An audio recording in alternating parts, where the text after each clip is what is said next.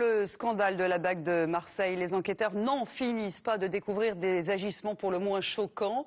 L'avocat de la famille d'un dealer marseillais vient de déposer plainte pour complicité d'assassinat.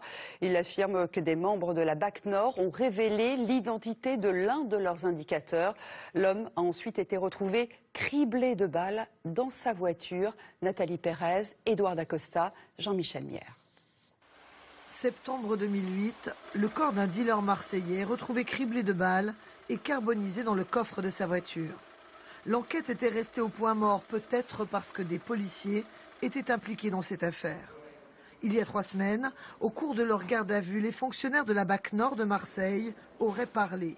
Ils affirment que ce dealer était en fait leur indicateur et que certains de leurs collègues auraient voulu le faire chanter. Les policiers qui l'auraient dénoncé à ses amis seraient des policiers qui souhaitaient racketter mon client.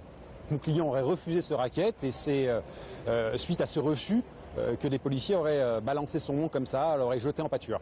Nous souhaitons que l'enquête s'oriente vers une complicité d'assassinat en ce qui concerne les policiers de la BAC Nord. Les policiers de la BAC Nord auraient expliqué qu'ils fermaient les yeux sur le trafic de drogue de cet indicateur parce qu'en 2006, il leur avait permis de remonter rapidement aux auteurs de l'incendie du bus où la jeune Mama Galedou avait été grièvement blessée. Un arrangement entre dealers et policiers totalement interdit depuis la loi Perben en 2004. Les policiers n'ont aucune prérogative pour laisser faire telle ou telle chose. Il faut qu'on sorte de la fiction, on en arrive bien à la réalité.